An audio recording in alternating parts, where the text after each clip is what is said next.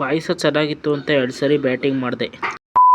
ಬೆಳಗ್ಗೆ ಕಾಲೇಜ್ಗೆ ಹೋಗೋಣ ಅಂತ ಎದ್ಬಿಟ್ಟು ನೀಟಾಗಿ ಫ್ರೆಶ್ ಅಪ್ ಎಲ್ಲ ಆಗಿ ಟಿಫನ್ ಎಲ್ಲ ತಿನ್ಕೊಂಡು ಹೋಗಿದ್ದು ರೋಡಲ್ಲಿ ಪೂರ್ತಿ ತಣ್ಣಗಿತ್ತು ಗುರು ಬೆಳಗ್ಗೆ ಅಷ್ಟೊತ್ತಿಗೆ. ಆಮೇಲೆ ಇನ್ನೇನು ಮಾಡಿದೆ, ಬಸ್ ಸ್ಟ್ಯಾಂಡಿಗೆ ಬಂದು ತುಮಕೂರು ಬಸ್ ಸ್ಟ್ಯಾಂಡಿಗೆ ಬಂದು ಅಲ್ಲಿಂದ ಇನ್ನೊಂದು ಬಸ್ ಹತ್ಬೇಕು ಕಾಲೇಜಿಗೆ. ಏನು ರಿಸ್ಕು ಗುರು ನಮಗಂತೂ.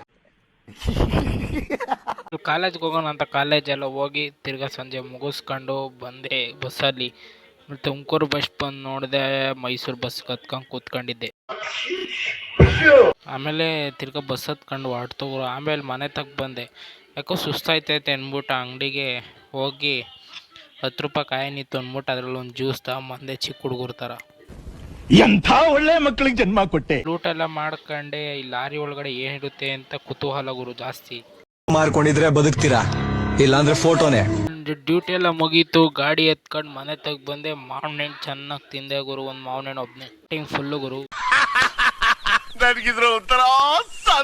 ಮನೆ ಕರೆಂಟ್ ಬಿಲ್ ಬಂದಿತ್ತು ಅಂತ ನೋಡೋಕ್ಕೆ ಅಂತ ಹೋದ್ರೆ ಬಂದಿರೋದು ಬರೀ 33 ರೂಪಾಯಿ. ಅದಕ್ಕೆ ಇಷ್ಟೊಂದು ಥರ ಲೀಸ್ಟ್ ಮಾಡೋರೆ. ಆಯ್ಸ ಬಡ್ದ್ಬಿಟ್ಟು ಈ ವಿಡಿಯೋ ಇವತ್ತಿಗೆ ಎಂಡ್ ಮಾಡಿದೆ. ಮತ್ತೆ ಭೇಟಿಯಾಗೋಣ. ನಮಸ್ಕಾರ.